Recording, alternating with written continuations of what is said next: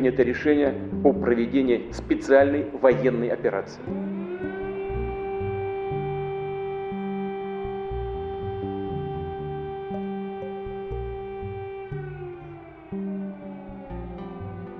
Desde que Rusia invadió Ucrania, el mundo ha hecho una cobertura muy especial de esta guerra que ya se va encaminando hacia los 3 años.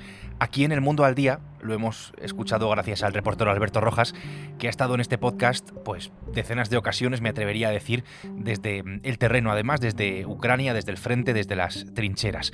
Hoy jueves, este jueves, está aquí en el estudio. Hola Alberto, ¿qué tal? ¿Qué tal? ¿Cómo estás, Javier? Alberto, hoy decía, estamos en el estudio y estamos acompañados además de una persona que es, diría, absolutamente clave para que tú hayas podido hacer esa cobertura, para que aquí lo hayamos podido escuchar también, porque la voz de esa persona, recordarán los oyentes más fieles a este podcast, la hemos escuchado mucho aquí en El Mundo al Día. Cuéntame quién es esa persona. Pues periodísticamente podemos decir que Víctor es un fixer, es decir, es la persona que te fija al terreno, que consigue los contactos que tú no tienes, que hace las traducciones de personas que hablan un idioma diferente al tuyo. Todo eso lo hace Víctor, pero hace muchísimo más trabajo. Es la persona que te cuenta cómo es Ucrania en este caso. Hemos hecho tantos kilómetros, 10 viajes juntos, aproximadamente 40.000 kilómetros, que es como dar la vuelta al mundo. Pero la hemos dado dentro de Ucrania, y en todas esas horas al volante me ha contado cómo es la sociedad ucraniana, cómo es la cultura, la cocina, la música. O sea, yo he aterrizado en Ucrania gracias a Víctor. Y tenemos aquí a Víctor. Hola Víctor, ¿qué tal? Hola Javier, ¿qué tal? Bienvenido a este podcast. Fíjate, hablábamos antes de empezar de que estos días que estás en España has podido dormir bien. Te pregunto por esto porque también lo he hablado con Alberto anteriormente, por evidente que parezca, ¿por qué no podéis dormir bien cuando estáis en Ucrania? ¿Por qué no se puede dormir bien en Ucrania? Mira, muchas gracias a España, ya que dormí muy bien, sin alarmas, sin misiles, sin drones, sin todos estos ruidos que tenemos en Ucrania cada día y cada noche. Por eso, claro que agradezco por este silencio y por esta tranquilidad. Cuando empezáis el día, efectivamente, esa primera pregunta que os hacéis casi mutuamente es eso, ¿no? Si el otro ha podido dormir bien, ¿no? Durante la noche. Claro, cuando nos vemos para desayunar, lo primero que preguntamos es ¿qué tal has dormido? O si has conseguido dormir. ¿Por qué? Pues porque ha habido noches absolutamente infernales, con 10 misiles, uno cada hora, que te van sacando del sueño, te van mermando, te ponen de los nervios, no sabes qué hacer, si bajar a un refugio, si no, darte la vuelta, luego ya no puedes dormir, lógicamente, porque ya tienes el nerviosismo en el cuerpo. Por eso estamos sometidos a una dieta de sueño muy, muy estricta y muy severa, y cuando vas empalmando noches sin dormir o durmiendo mal, pues vas cometiendo errores, con lo cual para nosotros es muy, muy importante intentar preservar al menos unas cuantas horas de sueño. Esa es la pregunta que nos hacemos, y puedo entender perfectamente a Víctor por el hecho de que pueda venir y pueda al fin descansar. Víctor, ¿alguna vez te hubieras imaginado en tu vida que esto que está pasando tu país, la invasión de Rusia, la guerra, iba a suceder? ¿Te lo podías haber imaginado en algún momento? Javier, nunca. Yo recuerdo muy bien el año 2014, yo hablaba con mi abuela, que ahora ya tiene 93 años, y cuando Rusia empezó esta guerra en aquel entonces, ella me preguntó, bueno, ¿y qué? ¿Rusia va a ocuparnos? Y yo digo, no, abuela, es como un conflicto local, digamos, y Rusia quiere ocupar, por ejemplo, una región de Ucrania, etc. Además, yo recuerdo muy bien la historia de la Segunda Guerra Mundial, que en la Unión Soviética se llamaba como la Gran Guerra Patria, etc. Me parecía algo increíble. Entonces, ¿qué pasó desde hace muchos años? En Ucrania eso no puede ser, pero sucedió. La guerra de gran escala, cuando empezó la guerra de gran escala, entendí muy bien de que Rusia, con su mentalidad imperialista, quiere ocupar a toda Ucrania, subrayo.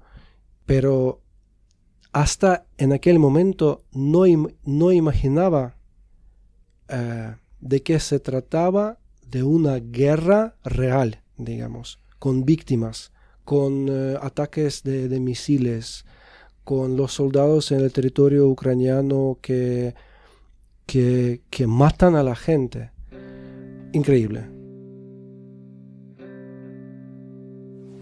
Ось такий випадок, що в одному селі зґвалтували 2 сестер. Дівчина 15 і 16 років. Діти. Їх жінок витягували за волосся з погребів. Fíjate, Víctor, por esto que dices, aquí en este podcast hemos ido contándolo con Alberto y también a través de tu voz una serie de historias que tienen que ver con todo lo que ha pasado en la guerra. Si hablamos de las historias, en fin, más duras, de las masacres, yo recuerdo mucho un episodio que hicimos sobre Bucha, esa localidad que está cerca de Kiev. Todavía recuerdo muy bien todo lo que se contaba, de lo que había hecho el ejército ruso allí en esa ciudad. Te pregunto a ti, de lo que has visto, de lo que conoces, ¿qué historia, qué cara, qué masacre te ha impresionado más de todo lo que has visto? Sabes, es que soy ucraniano, claro que cada historia me impresiona muchísimo, ya que se trata de mi gente, ya que se trata de mis amigos, de mis compañeros, de los ciudadanos de Ucrania, entonces me duele muchísimo, pero yo recuerdo unas historias que me impresionaron muchísimo. Cuando estuvimos una vez, hace me parece un año, en Sloviansk, en una ciudad que está muy cerca del frente, y cayó un misil en una casa residencial. Ya que soy padre de 2 hijos, me impresionó muchísimo la escena cuando los bomberos querían salvar 2 hijos que están en las ruinas de esta casa residencial. Por desgracia murieron 2 hijos de 2 y me parece 4 años. Y esa escena está en mi mente ahora, está en mi cabeza y nunca voy a olvidar esto. Y eso pasa muy a menudo en diferentes regiones de Ucrania. Cada día aparecen historias, cada día aparecen estos informes oficiales que, 10 personas, 12 personas, entre ellos hay niños. Eso es increíble. Alberto, claro, por esto que está contando Víctor, ¿uno sale igual, continúa igual con su vida, es la misma persona después de ver esto o es imposible? Radicalmente no, es imposible que tú seas la misma persona que asiste o que es testigo de un crimen como el que hemos asistido nosotros. Mira, estos niños de los que hablaba Víctor se llamaban Sonia y Maxim. Yo recuerdo sus nombres, recuerdo aquel día, podría reproducir todos los detalles de aquella escena, incluso recuerdo a su abuela llorando, esperando a saber algo en la calle y mirando hacia arriba, mirando al edificio que acababa de ser atacado. Y también recuerdo que cuando llegué al hotel y mandé el reportaje con las fotos que había sucedido 3 horas antes, a mí había gente desde España en las redes sociales que me decía que lo que yo había visto era falso. Eso me llamó muchísimo la atención, ¿no? Hay que ver los esfuerzos que hace la propaganda rusa, las montañas de dinero que se gasta en pagar toda esta red de negadores de la realidad o de desinformación, ¿no? Pero claro que no podemos volver a nuestra vida de la misma manera. Yo pienso o le preguntaría a alguien, imagínate que tú vives un asesinato delante de ti en tu calle. Pues nosotros hemos vivido un asesinato masivo de personas, no solo personas, sino vidas. No solo a la gente no la evacúan de su casa cuando una ciudad es bombardeada, la evacúan de su vida, porque ya no va a volver nunca más. Todo lo que ha construido se evapora por las bombas. Víctor, ahora que estás en España estos días, es verdad que nuestro gobierno ha colaborado con Ucrania, a lo mejor no a la vanguardia, digamos, como otros países han hecho. ¿Aquí notas el respaldo de España o también ves esas grietas por donde se ha colado la propaganda del Kremlin también que llega hasta aquí? Gracias a Dios no. Tengo en cuenta de que esta propaganda no funciona, casi no funciona en España, y yo siento este apoyo completo de parte de los españoles. Agradezco mucho a todos los españoles que son muy conscientes, que son muy inteligentes para entender lo que está pasando entre Ucrania y Rusia, que Rusia invadió mi país, que Rusia ocupó una parte de mi país y que necesitamos mucho el apoyo internacional incluso de España. Y agradezco mucho a, por ejemplo, la ministra de Defensa de España, Margarita Robles, que yo sé de seguro que, porque yo una vez hasta traducía la conversación de ella con Guardia Fronteriza de Ucrania, que ella hace todo lo posible para ayudar a Ucrania. Bueno, claro que necesitamos más, necesitamos mucho más. Bueno, esta conversación se produce casi a la vez que el lanzamiento, Alberto, de tu libro, que se llama Vivir la guerra de Ucrania desde las trincheras, de Ediciones B, en el que, en fin, cuentas estas cuestiones y las historias que habéis ido viviendo, me atrevería a decir, durante todo este tiempo. Historias que han pasado incluso en el coche en el que vais juntos recorriendo Ucrania, esa vuelta al mundo dentro de Ucrania. Hay una anécdota, en fin, me llama especialmente la atención, que os pido que me la contéis. En un momento, Alberto, en el que vais con el coche y de buenas a primeras te dan la bienvenida a Rusia, es decir, casi entráis en territorio controlado por Rusia. No se trata de la anécdota, es la historia real. Es una historia real, sí. Nosotros una tarde decidimos visitar toda la zona que había quedado liberada cuando el ejército ucraniano echó a los rusos en Kharkiv.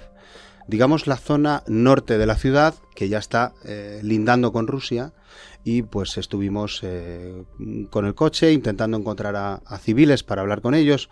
Casi no encontramos a nadie. Recuerdo que nos costó muchísimo hallar a este hombre al que luego volvimos a entrevistar, pero bueno, el caso es que a la vuelta de una de las posiciones que visitamos, tomamos la dirección contraria a la que teníamos que haber tomado.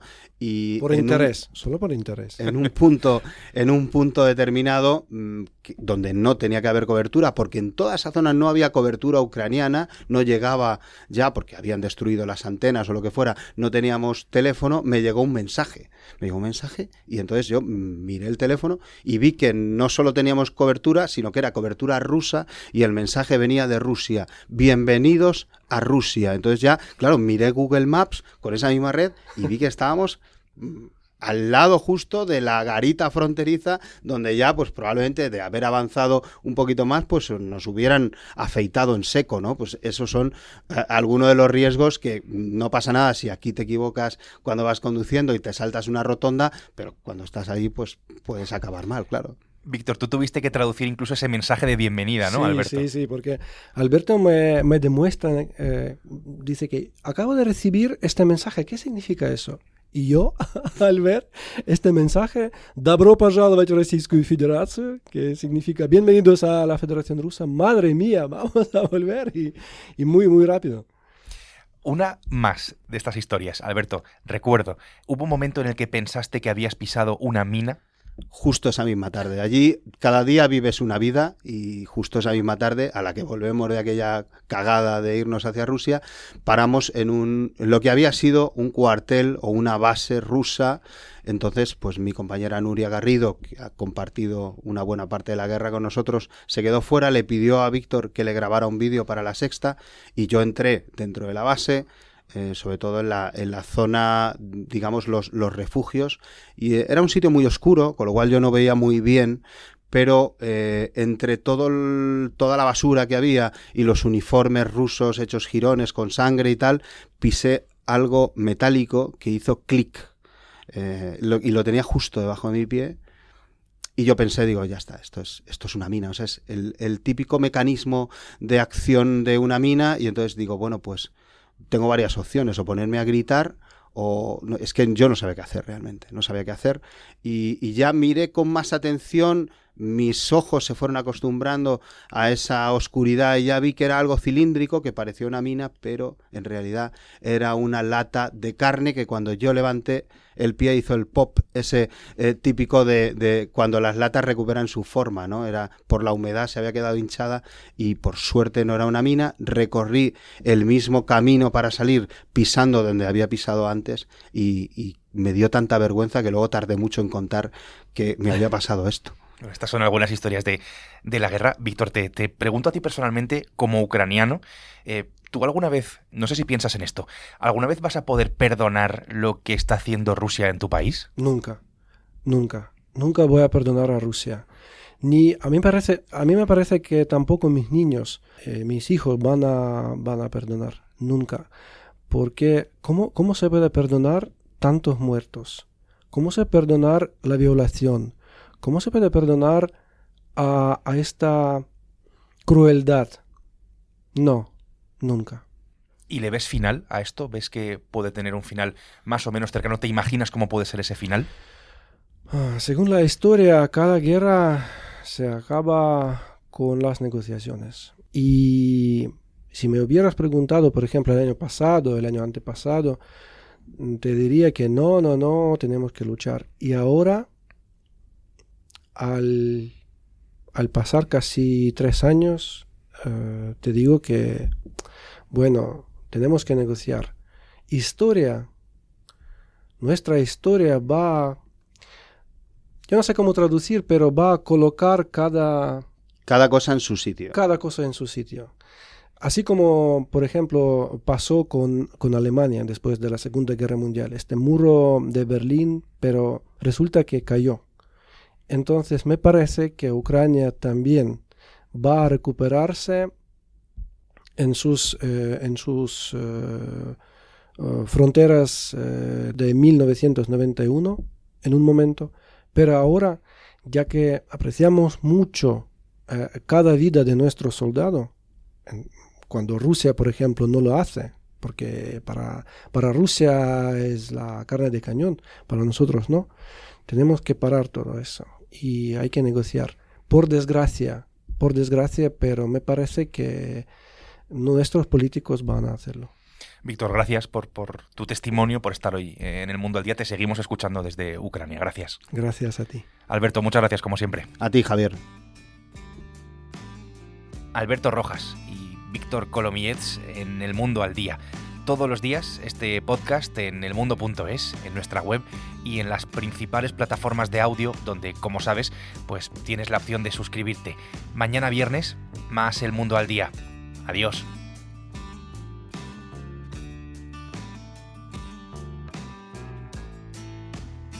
Has escuchado El Mundo al Día, un podcast del Mundo.